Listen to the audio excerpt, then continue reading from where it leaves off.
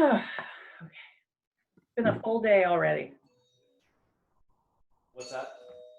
I said it's been a full day already. I feel like I'm kind of juggling and I'm going out of town tomorrow. So, you know, there's that mad rush of everything that you're trying to get done before you leave town. So.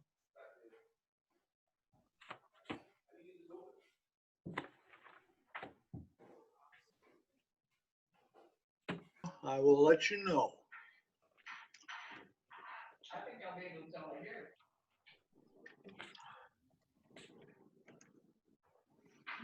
Okay. Hi, Barb. Hey, Pete, how are you? That's delightful. Good. You look nice from about here up. I see like this much of you.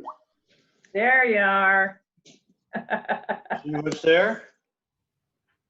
Most. Hey, that's great. Rotary Most. That's awesome. It's a very old t-shirt because I'm a very old man. But you have done amazing things. Oh, you're sweet. Thank you. Well, I'm factual, you know, so. Well, I do think that today we will have a large number of guests. So. Well, my wife is going to be one of those. Excellent. That's great. And we will probably, you know, Jim will kind of outline this, but we're going to, you know, the format is just going to shift a little bit. So just so that people are aware that Mayor Teague is going to speak a little bit earlier, but needless to say, has a very, very busy day and lots of things going on. So he will be able to be with us for a certain period of time. Okay. Bruce is going to be early. Okay. Got a lot of other things. Not all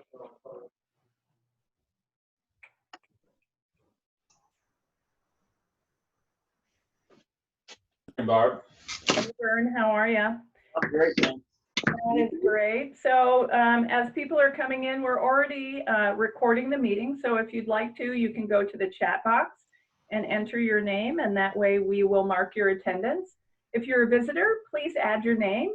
You can always add afterwards who you're a guest of. That helps us as well. If you're a visiting Rotarian, we ask that you tell us which club you're from.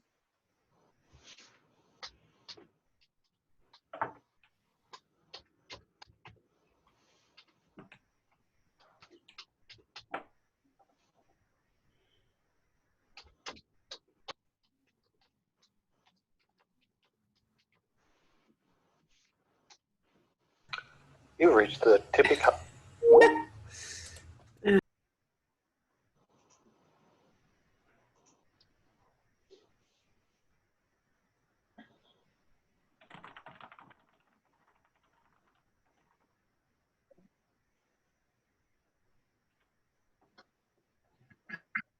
Tim, it's great to have you here though. And so next week you're going to talk about your Thank you. potential season next year. I mean, that's got to be a challenge. Just like, you know, I work in the world of education. We all don't know what the world will be like. So there will be a little bit about that, of course, but I actually wrote down some thoughts about what we're going to look like after this is all done. I've been thinking a lot about the future, and I think this whole episode of social distancing post-pandemic might have some consequences for our society. So I just wanted to talk a little bit about that, as well as an update of what's going on in the performance world. Excellent. That's great. I think it should be quite enticing. And Tim, if you're willing, there's a possibility that near the end of the meeting, since some of our agenda is kind of shifting around, sure, we might have the opportunity for you to just kind of promo your talk. Sure will. So if you want to think about that, that would be great. Yep. Good. Thank you. You bet. I mean, and then again, that time could disappear. So totally understand. 1 o'clock comes around.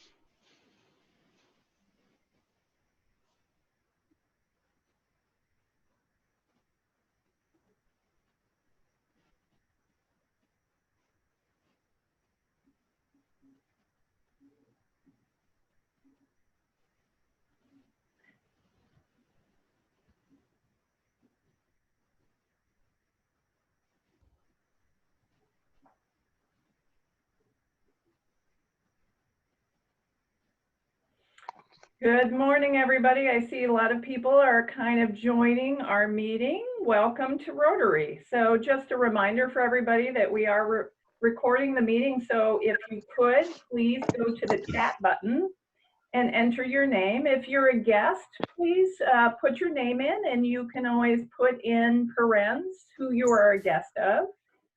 We know that we will have a number of visitors today, so we would appreciate any visitors, please entering your name in the chat box.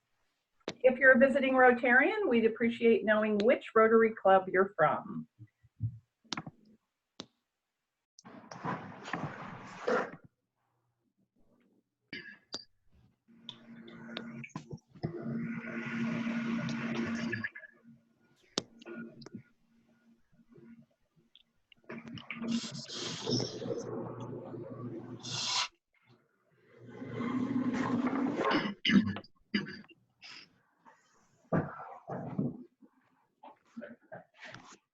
On.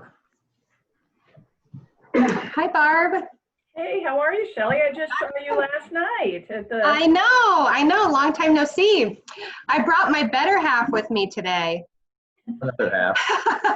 This is my husband, Michael. Hi, Michael. Welcome to Rotary. Glad you could join us. So, Thank you. excellent. I thought it was great last night. So Shelley and I were talking about, we participated in the 5224 Good organization, which provides it brings together funds and then annually provides support to different organizations kind of based on a theme. Would that be an accurate description, Shelley? Yeah, that's right. And so we kind of pivoted, and we're supporting some efforts that are related to kind of COVID, organizations that have been impacted by COVID-19. And so I think we're giving out $20,000-ish, I believe. Yeah, right at 25.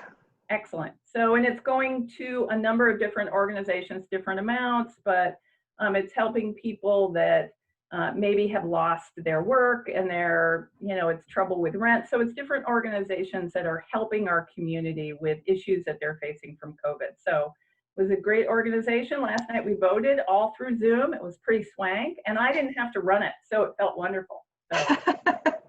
You did lend your expertise, though, to the group. Well, it's trial by fire. That's how I've learned. So welcome to everybody who is logging in. Just a reminder, if you could, please go to the chat box and enter your name. If you're a visitor, please feel free to sign your name. If you're a guest of somebody, you can put your host name in parentheses.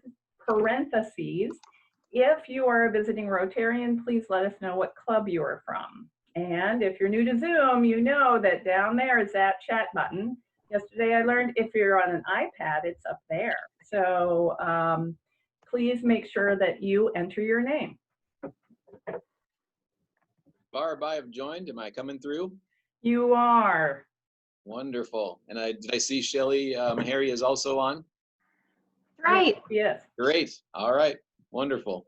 Thanks for offering to introduce our speaker today. Yeah, of course.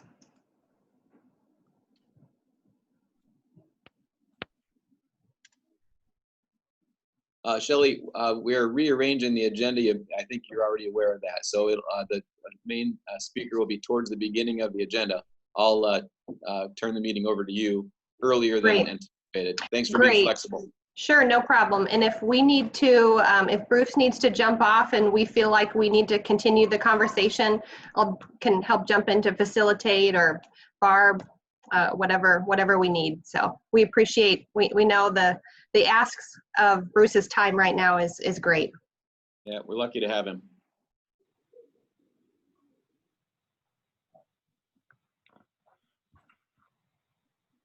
Okay, I'm gonna send one more email. Okay, welcome everybody that is attending, and welcome to our guests. We're happy to have you here. If everyone can, please go to the chat box. If you're on a computer, your chat box is at the bottom. If you're on an iPad, it's above the top. Please go to the chat box and enter your name. If you're a guest, you can please list who you are a guest of. And if you're a visiting Rotarian, please list which club you are from. So thank you very much. We will get started shortly after noon. For our current members, we are rearranging our agenda just a little bit, and Jim will outline that when we begin the meeting.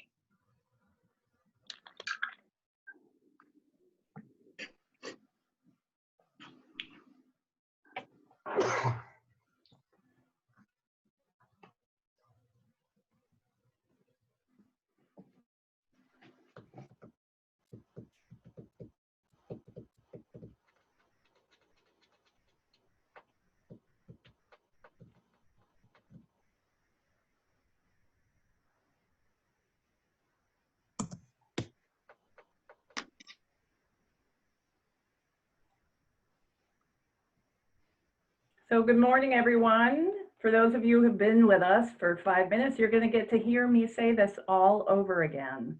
So welcome, everyone, to the Iowa City Noon Rotary meeting.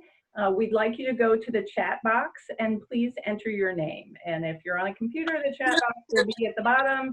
If you're on an iPad, it's among the top. If you could please mute your microphone. Again, you're going to find that either at the top if you're on an iPad or the bottom if you're on a computer. So mute your microphone, but please go into the chat box and tell us who you are. Write your name. If you're a guest, please feel free to put your name in, write who you're a guest of, as well as if you're a visiting Rotarian, we would appreciate knowing which club you are from. And you are all welcome. Thank you. Thank you, Barb. I think as we have done the past several weeks, we'll begin the meeting right at 12:03. So just about 3 or 4 more minutes, we'll begin.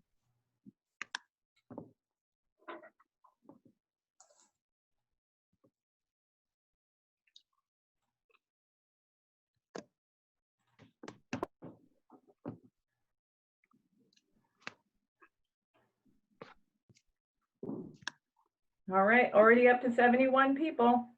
That's great.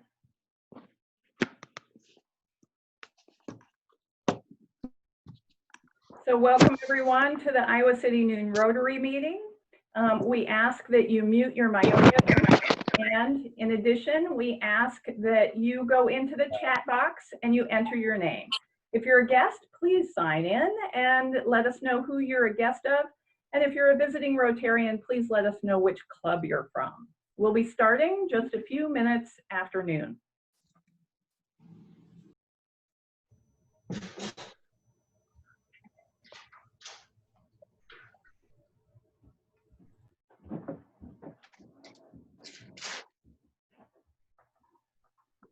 Barb, will you be recording today's meeting?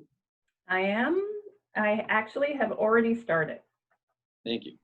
So I record from the beginning because it'll record that chat, and I am not attempting to write down everyone's name at the exact same time.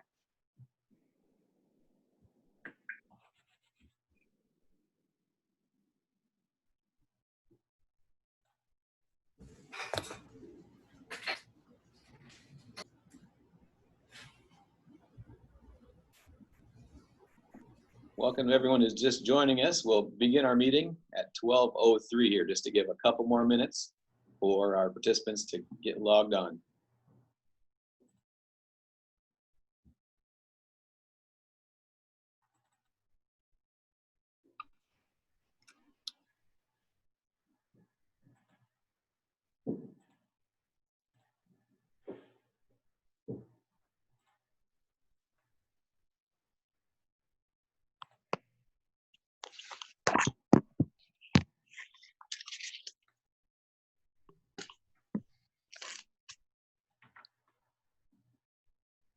Good morning, everyone. Thanks for attending the Iowa City Noon Rotary meeting. For all of you who are here today, we ask that you go into the chat box and you sign in. So if you're a guest of someone, please write down who you're a guest of. If you're a visiting Rotarian, let us know which club you're from. And we'll start our meeting in just a minute. Recorder? No, I put it down. Oh.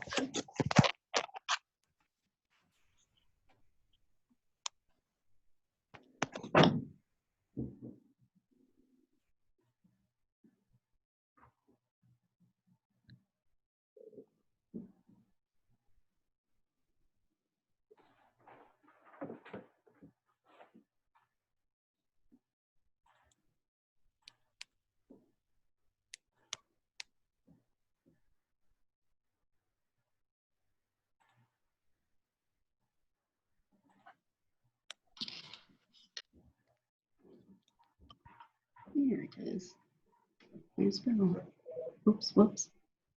Why did I do that? Welcome to those of you who are just joining us. We'll begin our meeting in about 1 minute. I see our participation numbers are still climbing quickly, so we'll let people continue to log on, and we'll begin in less than 1 minute. Just a reminder to everyone, if you can, please mute your microphones. We'd appreciate it if everyone could go to the chat box and sign in. If you're a visitor, please write down who you are a guest of. And if you're a visiting Rotarian, please let us know which club you're from. Thank you so much.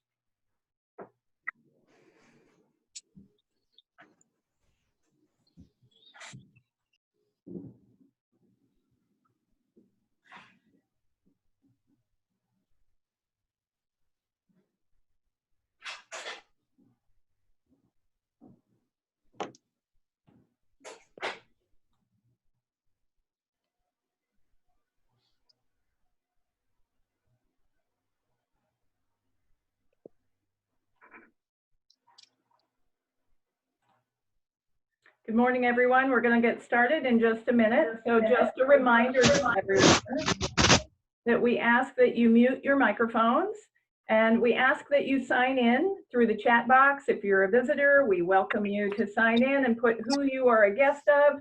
And if you're a visiting Rotarian, please let us know which club you're from. Thank you, Barb, and thanks for handling the maintenance of our meeting for us. It is 12:04, so I'd see our participation numbers are climbing quickly, but let's go ahead and get started. As we do at the beginning of every meeting, if you are able, please rise with me and stand today as we begin our meeting with the Pledge of Allegiance. I pledge allegiance to the flag of the United States of America and to the republic for which it stands, one nation under God, indivisible, with liberty and justice for all. You may be seated. Thank you.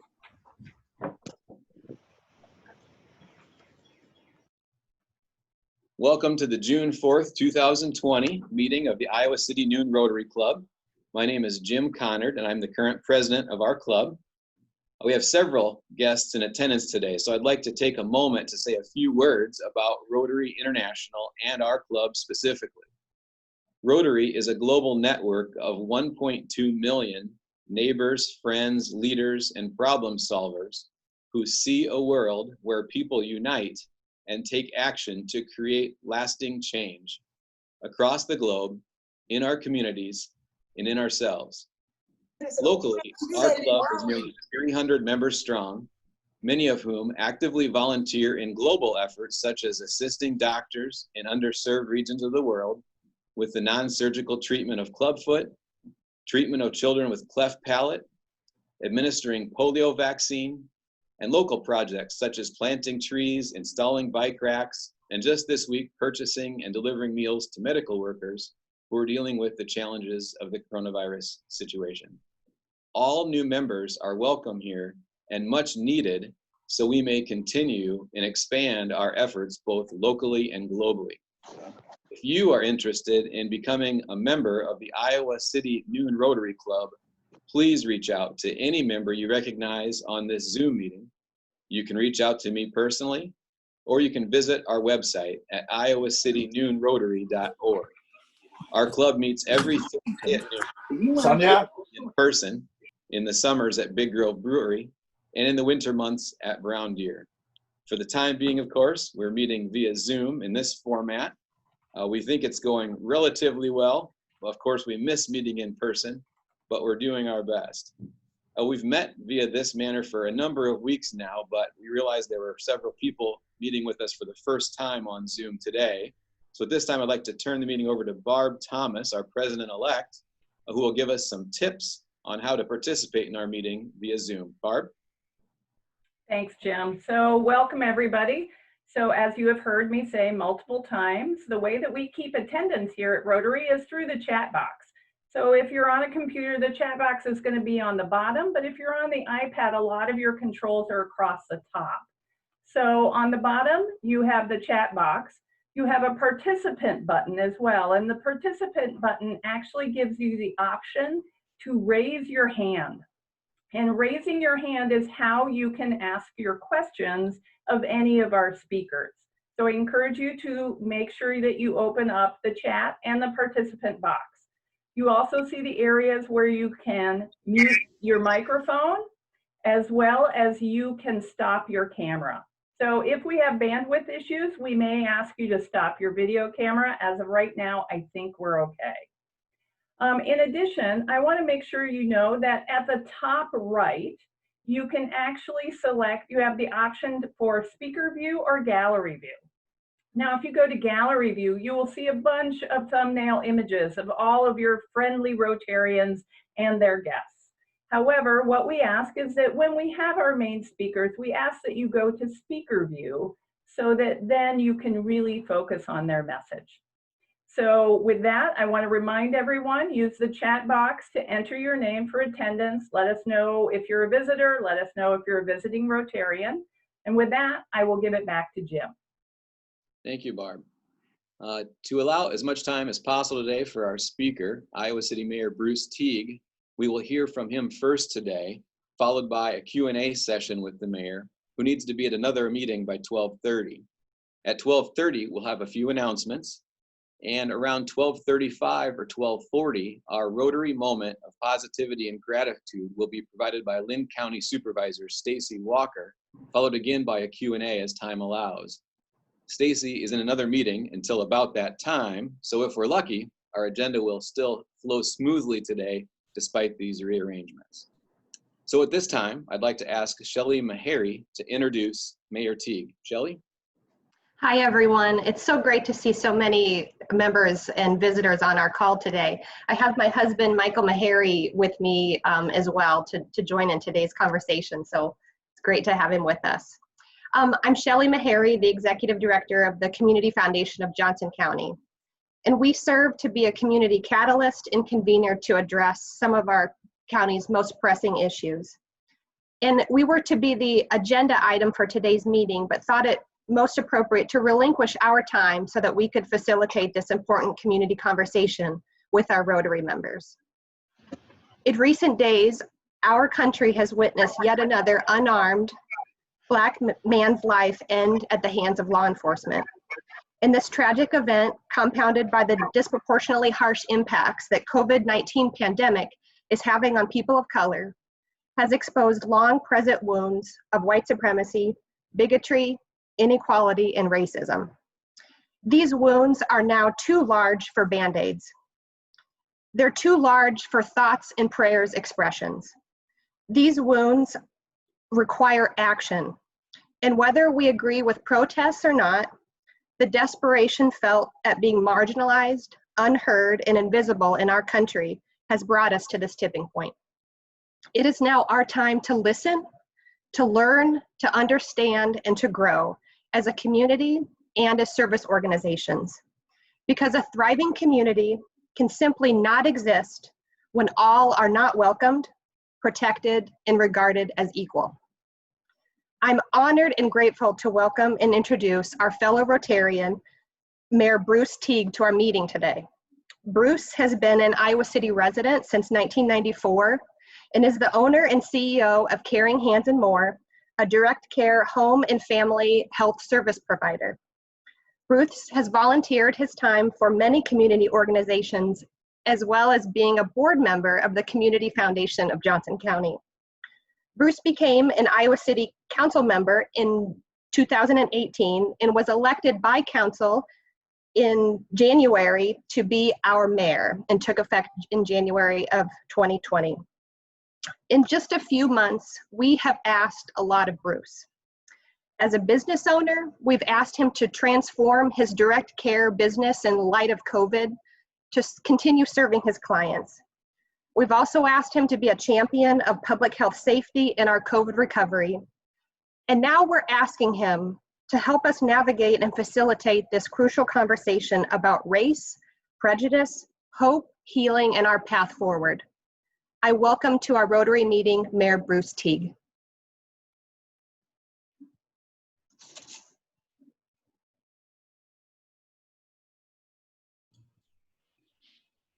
Hello, everybody. Can you hear me and see me? Can you hear me? Yes. Yep. All right, so I am in a different space for Zoom today, and so there's a camera on the wall, but I want to make sure that I can have some type of connection with you today. I am beyond grateful for this opportunity to be asked to speak about a topic that's so important within our community. First, I want to say thank you to all of the Rotarians that are present today that have come to here in solidarity on this issue. One thing I've been very happy about throughout this entire process is that we are seeing people come together and ask the question, what can we do? How can we change this? So first off, we know that George Floyd was the individual whose life was tragically taken by a police officer. That is very, very unfortunate. The reality is that this is something that continues to happen throughout our nation at the hand of first responders, of police officers. And so as we think about this and we think about where is our nation today, we need to pause a little bit to, one, recognize that there is grieving happening within our community. There's grieving happening by the Black community, people of color, but it goes beyond that. We see people grieving of all nationalities because it was very apparent when if you had the opportunity to look at the video to see what was happening, it was very apparent the intent of the actions of that police officer. We can talk a long time about race and equality, how to be equitable. We can talk a long time about that. In our community, people have outpoured in groves to say, we are done taking this. We need something new. As many of you are reading the newspapers, we see that protests are happening and it's needed. We want them to be safe. And I'm gonna touch a little bit about what took place last night. I'll tell you that today at 4 p.m., I will be addressing our city because I think it's important that we have conversations about what's happening and that we're very upfront about the situation of those that are coming out to speak and to express their freedom of speech. We need to recognize that that is a right that we cannot and do not want to interfere with. There's also this obligation or conversation that we have to have about what's happening when people come together and what they've been doing within our city. Today at 4 p.m., I plan to talk about that because I think it's important for us to talk about. I've been addressing it person to person by means of public events such as some of the rallies and protests that I've been a part of. We want people to express themselves and to let us and to say outright, we are grieving, we are mad, but I also don't want people to destroy our city. This topic that we're talking about today is one, again, that is very grandiose, and I really can't bring, I really wouldn't be able to do it justice in such a short period of time. But I want to clearly express to all of you that are listening today, the underlying message of what's happening throughout the nation. When you think about people that are looting and people that are spray painting, you can focus in on that. And there's a time to focus in on that. But if you stop there, you will miss the greater message And what's happened for the past 400 years will continue to happen. So at some point, we have to ask ourselves, where will we put our focus? We need to focus on the message. Black Lives Matter.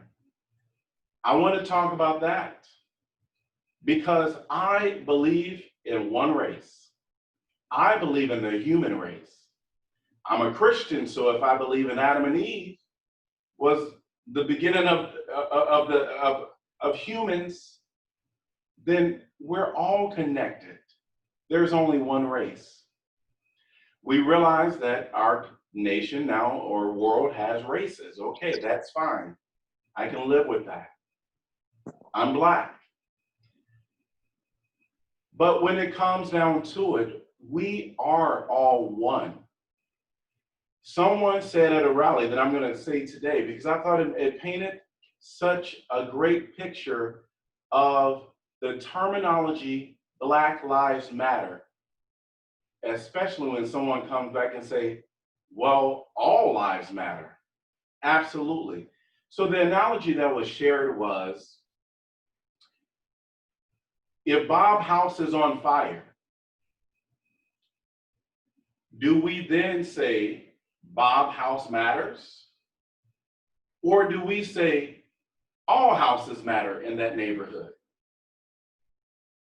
When his house is on fire and in need of assistance, when he's grieving, when he's hurting, it is his house that is the focus. Your house is fine. So when we talk about Black Lives Matter, it is acknowledging that there is an issue amongst the lives of Black people. And when we acknowledge that that's where we need to send the help, where we need to send the extinguishers to get the fire out of Bob's house, that's when we realize that Black lives are mattering. We need some special attention over here.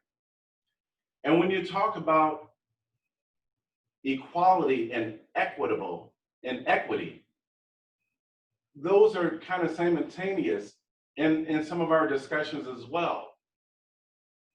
But Black Lives Matter, right now, we've seen it as a nation that our house is on fire. Thank you for coming and helping to extinguish the fire that's within the Black lives within our nation. This is what we're talking about.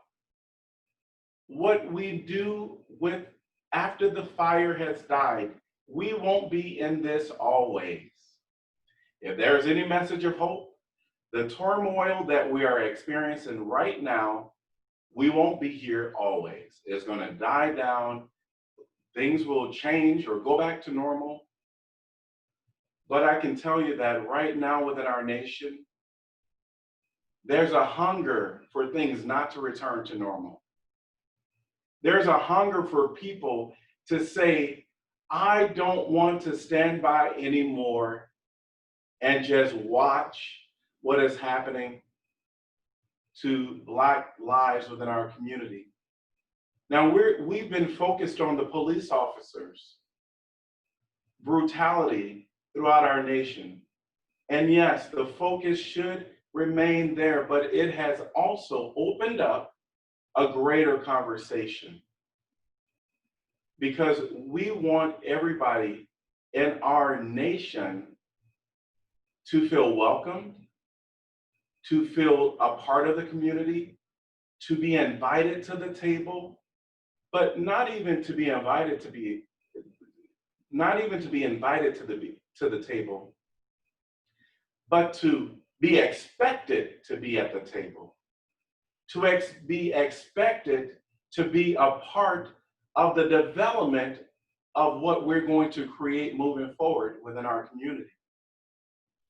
I can go on and on and on, but I know that there are questions from people out on Rotary, and I want to be respectful of the time here. I want to do you all justice. I only have about 8 more minutes, so I'm going to open it up for questions, things that you want to say. But the one message that I want to give very clearly, we can look at why they're looting, why they're protesting, why are they painting up the town. We need to address those, but don't miss out on the message.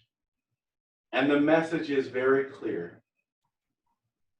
We cannot live in the world where brutality is the norm. We will not live in a world where it's tolerated, accepted, or turned an eye to. Iowa City and the surrounding communities have been trailblazers. I'm so proud of our city. I've been here 27 years and I absolutely love our city. I have personally felt welcomed, but I know that's not the same situation and story for a lot of my brothers and sisters that are of the Black race. But what I do know is that people in our community, they are asking, what can I do? I'm not sitting idle anymore. And I so appreciate it. I'm going to open it up I'm going to read a few questions if there's any. I'm not sure how we do the questions. Yes, if our attendees have a question, Mayor, we'd like them to just click the raise hand button, and Barb Thomas, our president-elect, will call on them in the order that she sees the hands raised.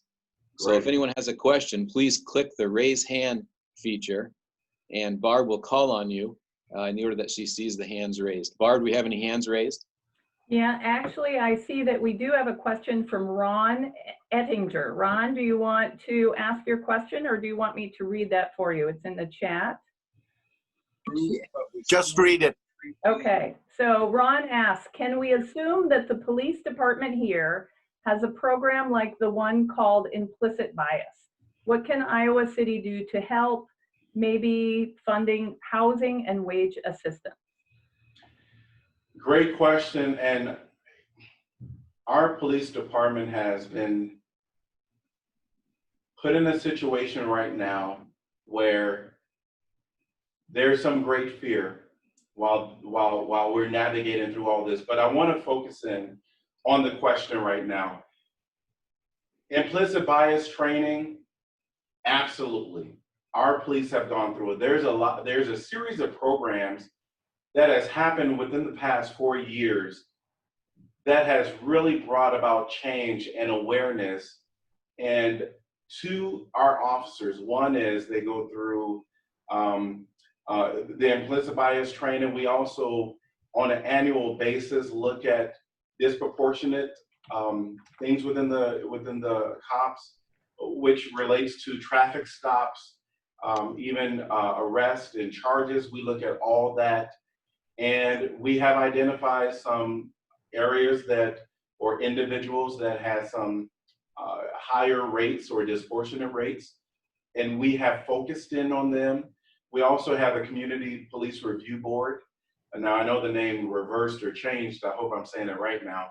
So there are things in place where we are pouring into our officers in order for them to really be conscientious of any unconscious biases, to understand cultural differences. So we have really poured into them. Great, thanks, Bruce. So we actually have a question from Christina Kimmerly. She's a Rotarian who now lives in St. Louis. And so she says that St. Louis has made national news with their peaceful protests, riots, and other deaths from the riots. She would like to know, what are the best actions for us to take to make positive change? One thing that I think people want is to talk. They want to be heard.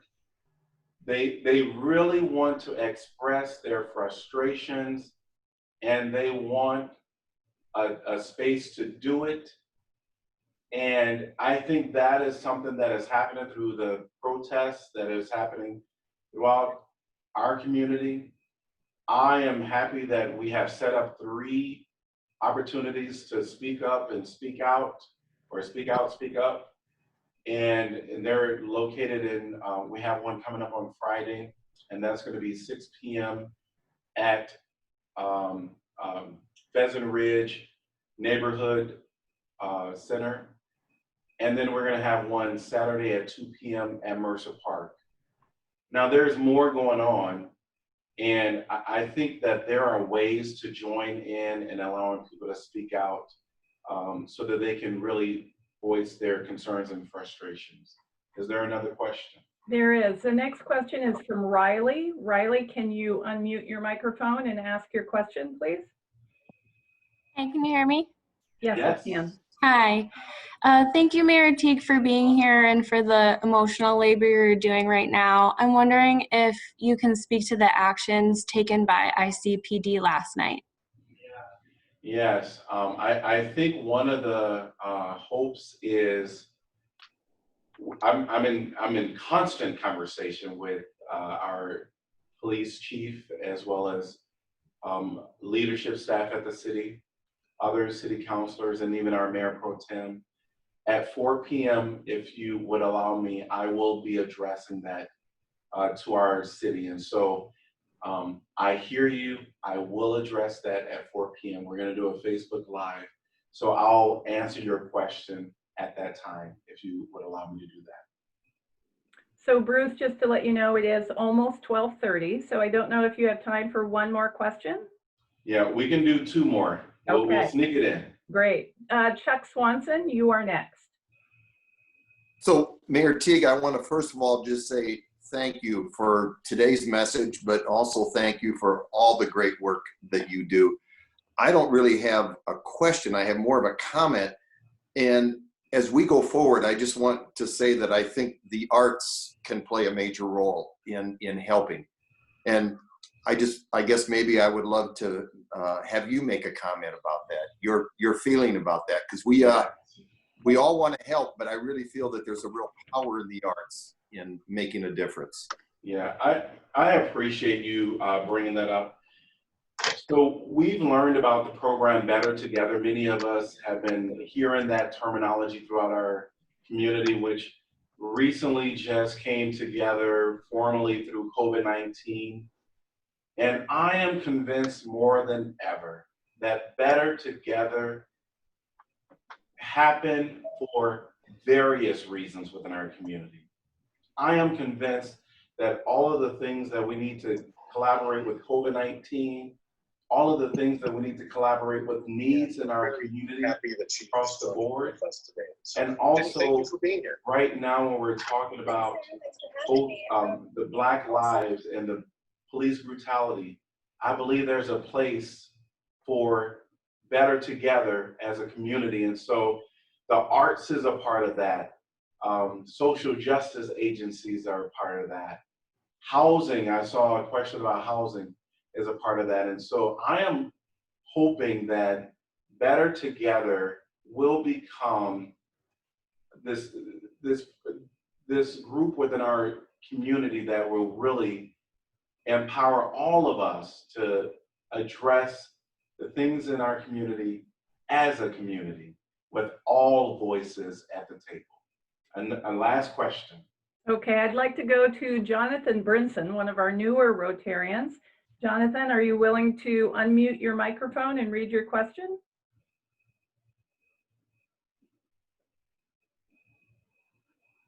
So I will do that for him.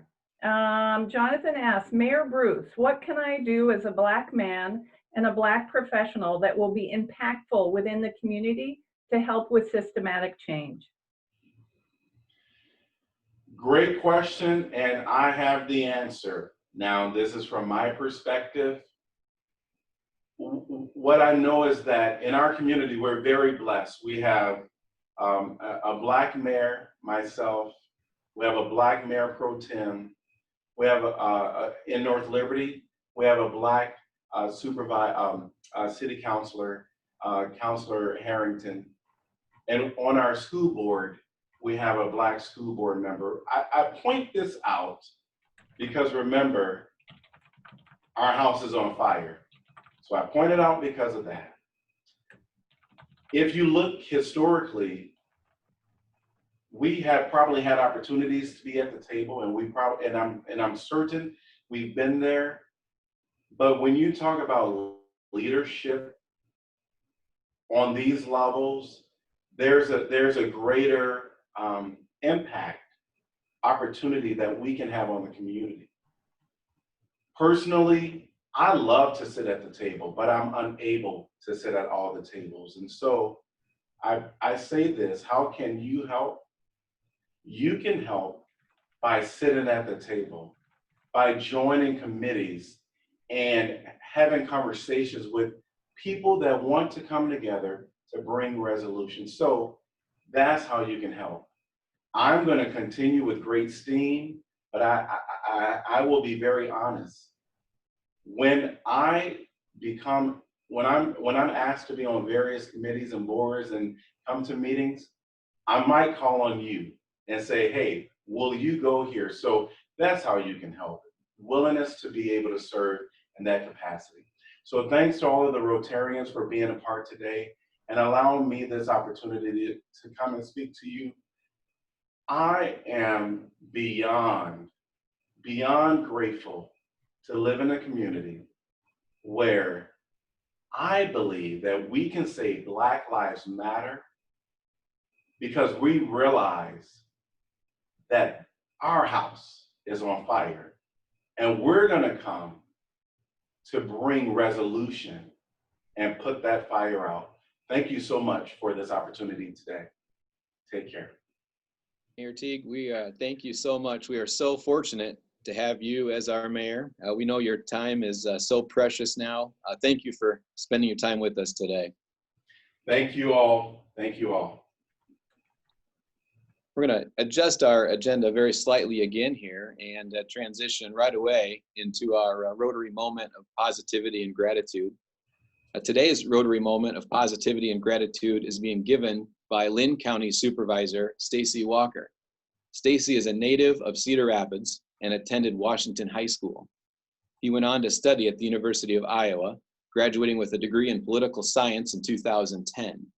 After graduation, Stacey moved to Washington, D.C. to work for the Case Foundation and was able to work directly with AOL founder Steve Case, who served on the President's Council for Jobs and Economic Competitiveness. Throughout his career, Stacey has worked for several political campaigns at the congressional, gubernatorial, and presidential level, and serves as a political activist and writer. I had the opportunity to meet and work with Stacey while he worked locally for Hawkeye Hotels, and I've had the honor of calling Stacey my friend ever since. Stacey has spoken at numerous events I've been a part of, and his presentations are always inspiring and insightful. Stacey, thank you for taking the time to speak with us today. I'd like to turn the program over to you at this time for your Rotary moment of positivity and gratitude.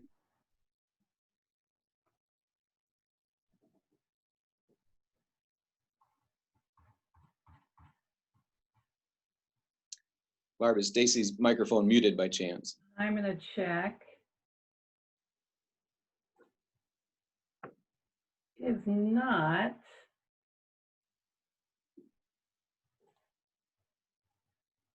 Let's see if he can, I think this will work. Can you hear me?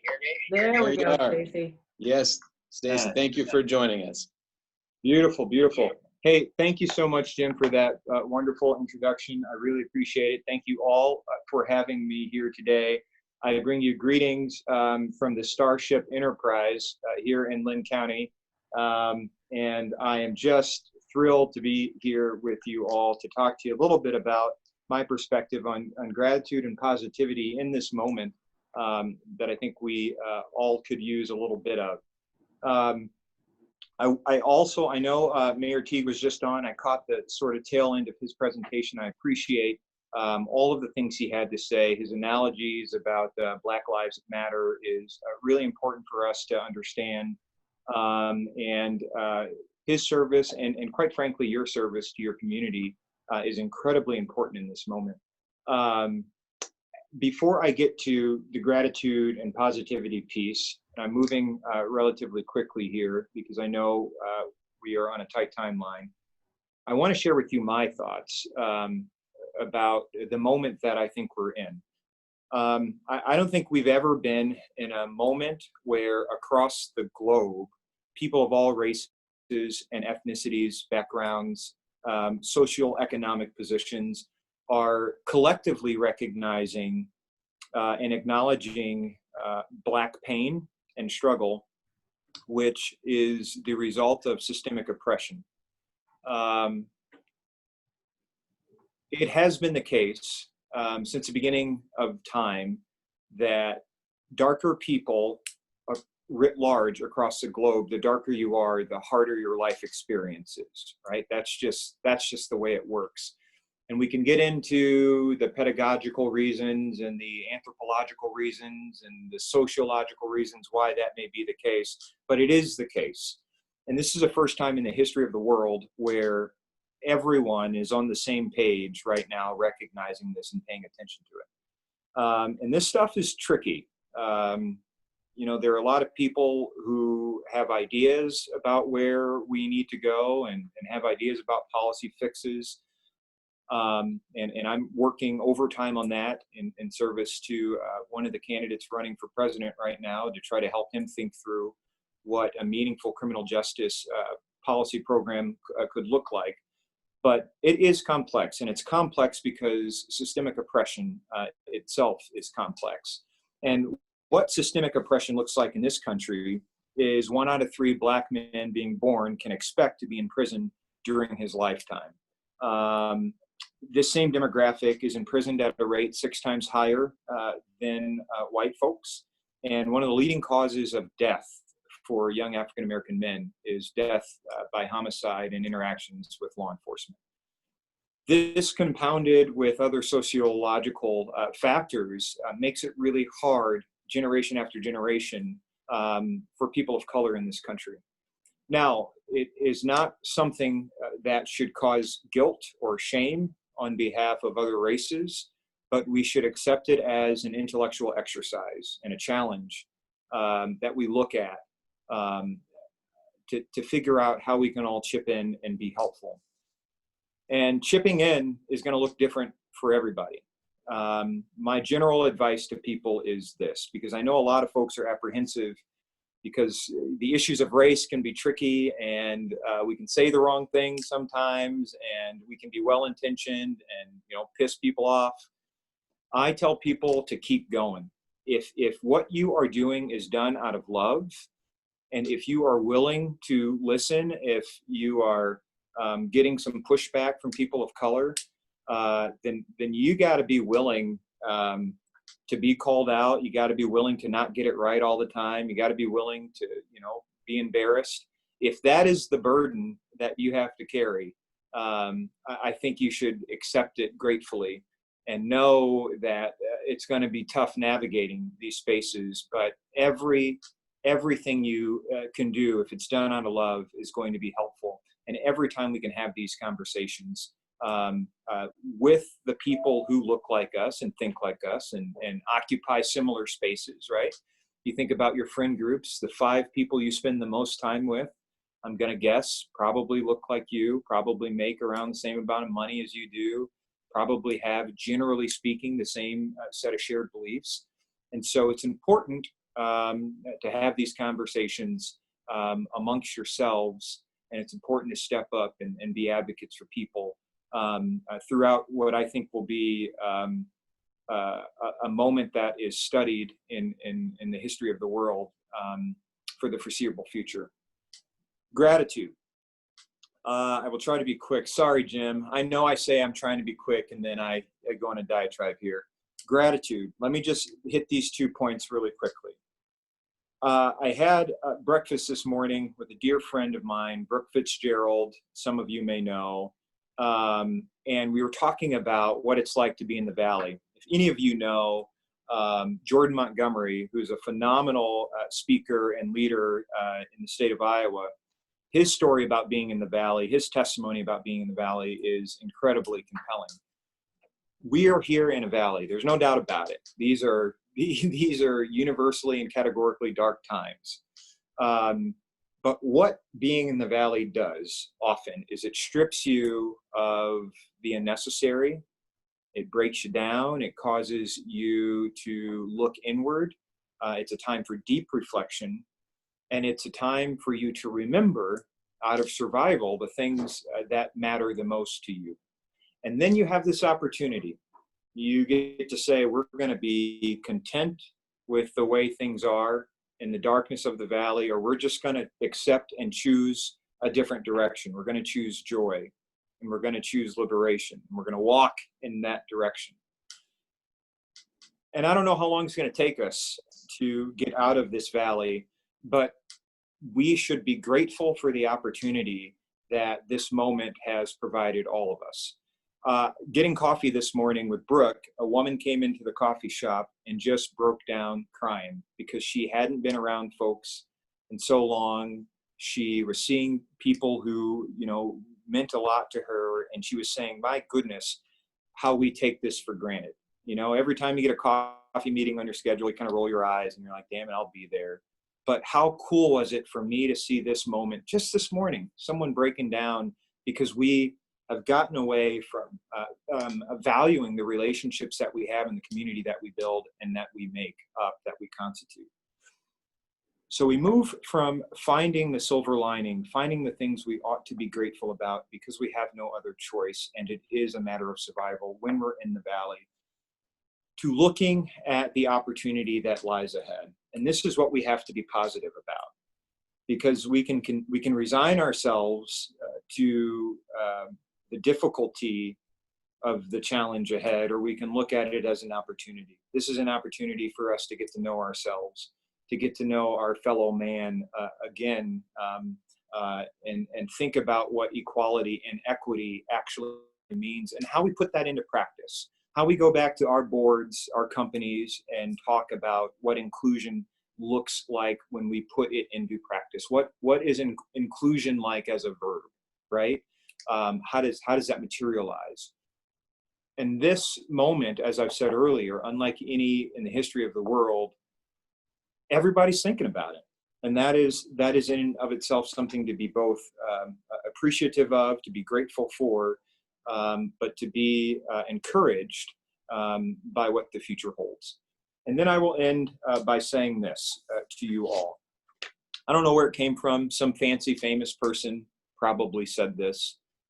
People smarter than me can probably recall exactly who it was. But every time people reach out to me, I had this sweet old woman.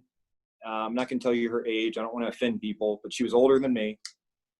She sent me an email. She said, Stacey, I can't march. I'm too old to march. I got a walker. And I know this is a time where we can make meaningful progress on race relations. Tell me what it is I can do. I have not responded to her email, but I'm going to do that today because I've been thinking a lot about it. But this sentiment has stayed with me. It is, you do what you can with what you have, where you are, and you do that stuff right now. And if the actions we take with what we are capable of doing, what we are capable of giving, are built on a foundation of love, and again, we are willing to learn if that may not always be the appropriate action, we are going to emerge from these two pandemics, the pandemics of systemic oppression and COVID-19, in a much stronger place where I think the majority of human beings on this planet are going to approach our shared humanity with more gratitude and more positivity. So I hope you got something out of that. I know I exceeded my 5 minutes, Dr. Connard, but I trust you'll forgive me, and I hope you guys will have me back sometime. Absolutely, Stacey. Wonderful, and thanks for your time. Do you happen to have a couple more minutes for Q&A? Sure. Great. I'd like to actually start with Jonathan Brinson. Jonathan asked a question of Mayor Teague, but then Jonathan, looked like your Zoom connection was lost. So Barb read your question for you. But Jonathan, can we start with you, either with the question that you posed to Mayor Teague, or if you have a separate question, that'd of course be great as well. Jonathan? Yeah, so I asked the mayor just being a Black man, a professional, how can I be impactful past protesting? I'm originally, a background behind me, I'm originally from Florida. So I've been in Iowa for about 5 years. My wife's from Iowa. And how can I be impactful toward systemic change? I think that's what I'm focused on. Yep. I did hear Mayor Teague's response to you, and I thought it was a great one. He essentially said, you know, there are a lot of sort of different government areas of service, boards, commissions, committees, and public sector areas of service. I think that's great advice, because you do need to be in the room, because your very presence in rooms where decisions are made is just helpful, because it's harder to fall into groupthink, rightly or wrongly, when you have a diverse set of experiences there. And I use diversity in the broadest sense. I think diversity comes in all different shapes and forms, and that may be redundant, but you guys get what I'm getting at. So I'll say the advice Mayor Teague gave you is a good one, but I'll also say this. There is no algorithm, there is no formula. I think by being a good citizen in your community and finding ways to serve in whatever way makes sense to you. It could be what you are creating in the art scene. By the way, Iowa City has a fantastic art scene. You guys are crushing it. And I think that gives you a leg up on other communities, because you actively and consistently invest in the art scene. But it could be expressing truth via the arts. I think that's a fundamental role of the artist, is to help society understand the truth about itself. It could be anything, but being sort of modeling what it means for other folks who may not have a whole lot of experiences with people of color, what it means to be a good neighbor, a good professional, a good father, a good thinker, a good community member is just really, really helpful, because we're going to need a lot of that sort of fellowship if we hope to make it out of the valley okay. Barb, do we have other members with questions for Stacey? Yes, we have Heather Crosscree. Heather, would you like to unmute? Sure. So I'm also a fellow Cedar Rapidian as well as a Rotarian. And my question comes, we talk a lot about what us as adults and professional adults can do. I have preteen and teenage kids who really want to be able to stand up and say that they don't think this is right, that they want to take action. Do you have recommendations for things that age can do? We were planning on going to a protest. I don't want to put them in danger. Yep. So do you have recommendations for that age group and how we can help lead the youth? Because ultimately this falls on their shoulders to make sure that whatever change we have continues. That's exactly right. First off, that's awesome to hear that you have young kids who are oriented the way they are to really empathize with the pain of the Black experience in America and understand that we've got to change our systems. My first piece of advice is continue to fan the flame. You know, I have a cousin who actually lives in Minneapolis. She is the sweetest, smartest girl I've ever met. She's young. I think she's like 24, 25, somewhere in there. And I called her when stuff was getting crazy there. And I was like, hey, why don't you come spend the week in Iowa, you know? And she said, Stacey, I appreciate you checking on me, but I have to be here and I have to march in these protests. And I'm in politics, right? Like I do this work out of deep philosophical conviction and a desire to serve. And I realized that for her, that is what made sense. And I didn't want to take that away from her. I didn't want to diminish her agency in that regard. Now, as I said earlier, do what you can with what you have, with where you're at. And doing what you can when you're a young person, and there is a question of uncertainty around the relative safety of these marches. It may not mean protesting, but there are actions that they can take And I don't know. I don't want to be so specific. I mean, honestly, I hate saying I don't know, because I know a lot of people are looking at Black folks for all the answers right now, but I don't know what that means. But again, whatever it is that feels right and just, if you feel like the motivation behind of it, if it's emanating from love, those actions might become self-evident. So keep your eyes peeled. Oftentimes I'll follow Twitter and they'll say, hey, we need people to bring food and water to this location, or we need to do these actions. Those direct actions are meaningful. It's important that your kids even have an appetite for this kind of social justice. So I know I've been vague and non-specific, but I'm a politician. So I'm sorry. That's okay. As of right now, we don't have any other questions. If anybody does have one, do you want to raise your hand in the participant button? Did I see a previous question from Paul Park? Paul, did you have a question?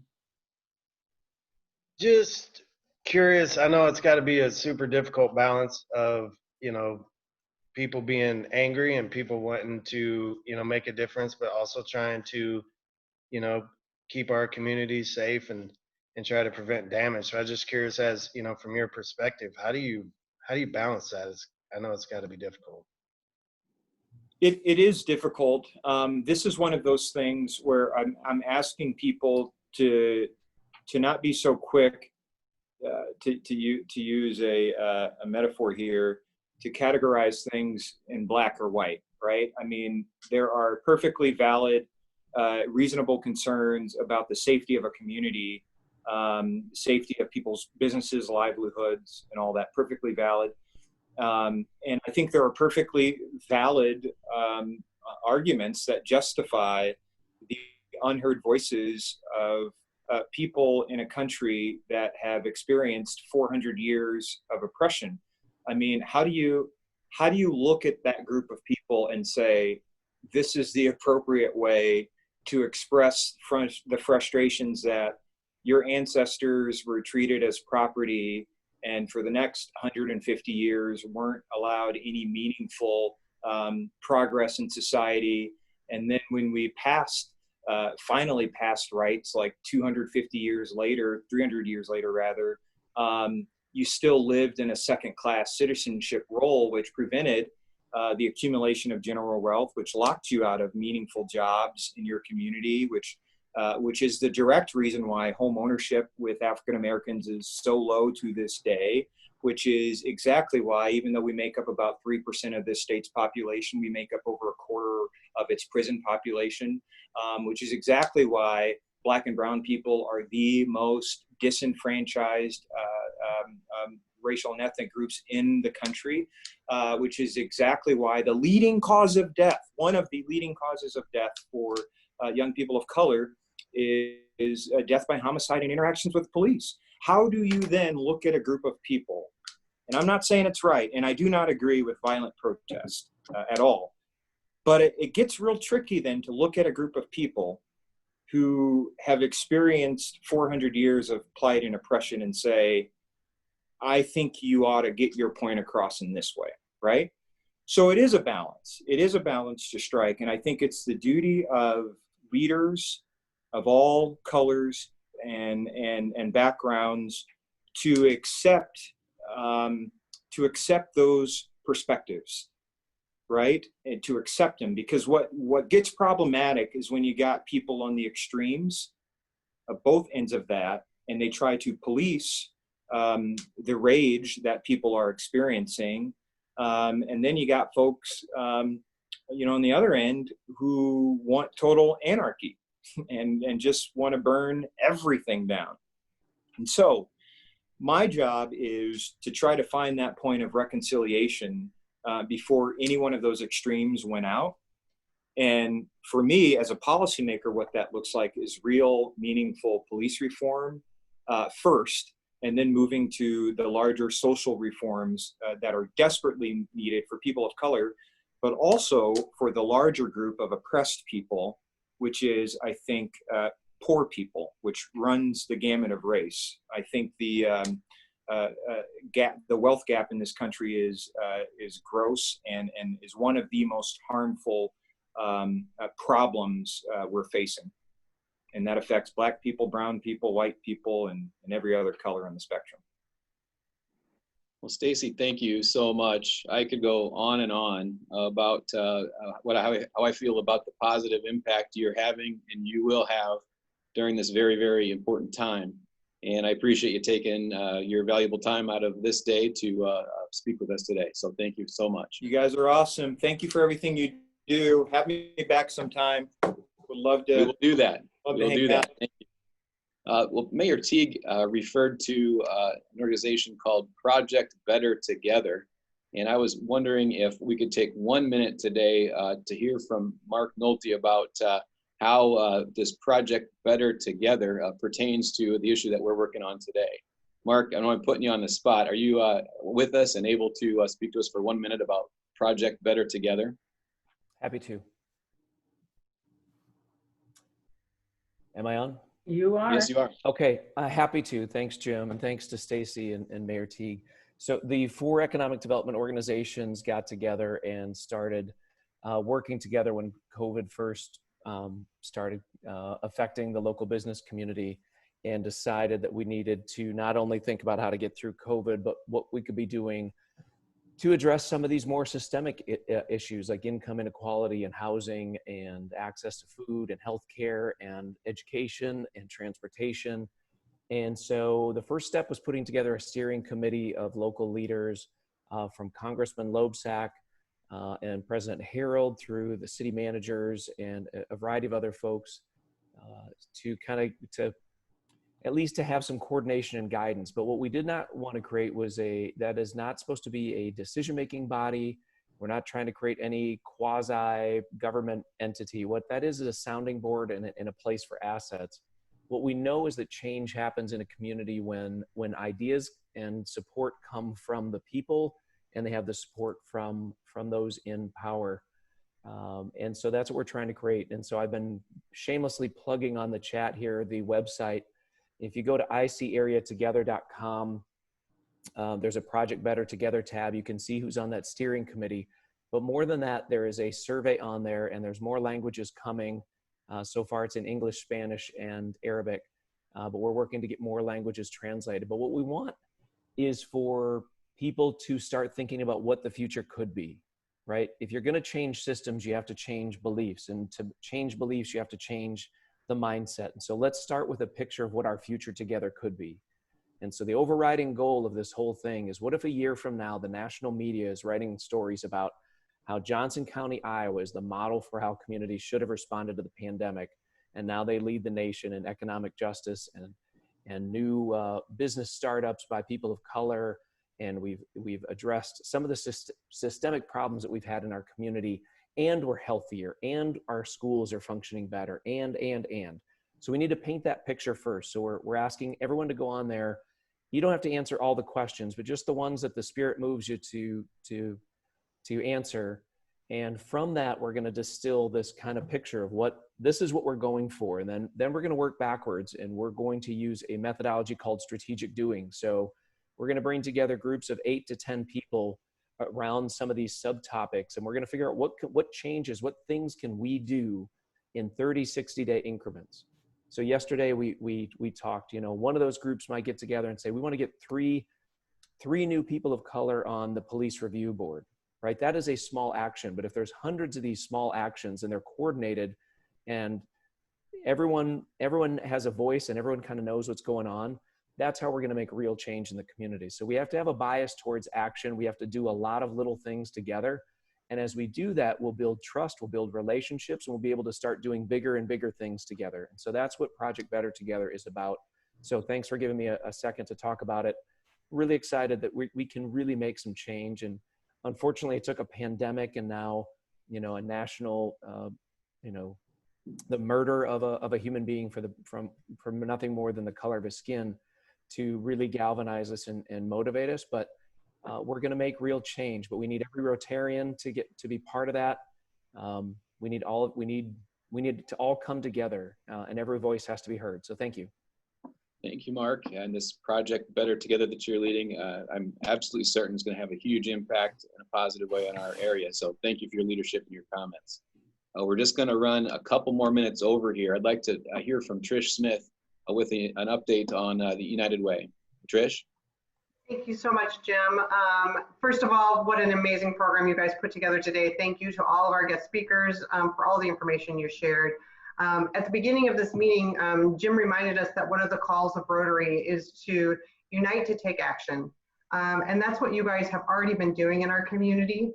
Most recently, our board for the Iowa City Noon Rotary came together with a desire to support our programs, both the frontline workers in our hospitals, but also to support some of our essential programs, some of our nonprofits. And we've wrapped up that effort.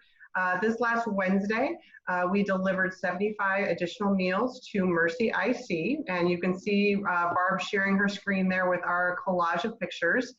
Big Grove once again served up these meals, and thanks to our volunteer, Ryan Bell, he was our Rotarian who helped us transport those meals over to Mercy IC.